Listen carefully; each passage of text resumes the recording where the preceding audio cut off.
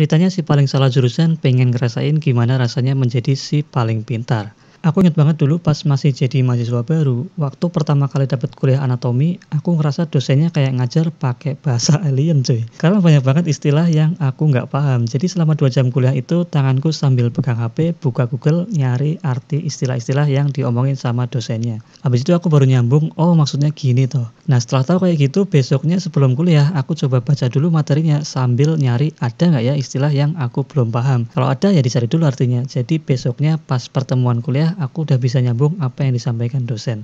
Memahami makna dari setiap istilah baru itu menurutku sangat penting, apalagi masing-masing bidang ilmu itu pasti punya istilah-istilahnya sendiri. Jadi tipsnya yang pertama adalah ketika teman-teman mulai mempelajari sesuatu, terus ketemu sama istilah asing atau sebuah kata yang baru kalian dengar, langsung dicari pengertiannya saat itu juga. Jangan nanti-nanti, soalnya itu akan sangat memudahkan kita untuk memahami materi-materi berikutnya.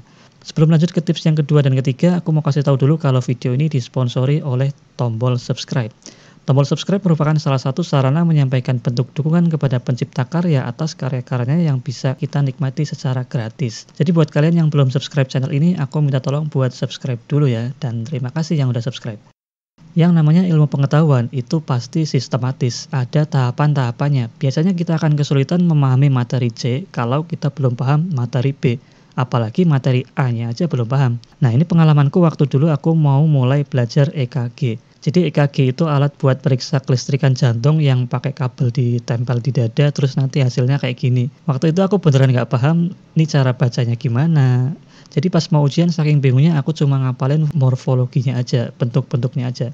Misalnya kalau PR intervalnya ini memanjang berarti ada AV block. Padahal sebenarnya aku nggak tahu AV block itu apa, kenapa kok PR-nya itu bisa memanjang, PR interval itu menunjukkan apa, dan lain sebagainya. Walaupun akhirnya aku bisa lulus ujian EKG juga, tapi ternyata di materi berikutnya masih ketemu lagi sama EKG yang lebih advance. Gimana caranya aku bisa paham yang advance kalau yang beginner aja masih belum paham? Mulailah aku baca-baca ulang materi EKG yang sebelumnya. Aku coba cari sumber belajar dari internet juga, sampai akhirnya aku nemu channel YouTube 1 hari 1 EKG. By the way, ini recommended banget buat yang mau belajar EKG ya. Waktu itu videonya masih belum terlalu banyak, jadi aku nontonin semua videonya dari yang paling dasar, EKG yang paling gampang, sampai yang agak advance dikit. Dari situlah aku baru bisa beneran paham EKG. Nah, jadi tipsnya adalah pelajari dulu mulai dari konsep dasarnya sebelum lanjut belajar ke materi yang lebih dalam. Nggak usah malu atau gengsi buat baca buku yang judulnya untuk pemula, for dummies, dasar-dasar. Kebanyakan orang ngerasa udah paham dasarnya terus lanjut belajar ke hal yang lebih kompleks, akhirnya malah bingung sendiri. Padahal sebenarnya mungkin cuman belum kuat aja pondasi ilmu dasarnya.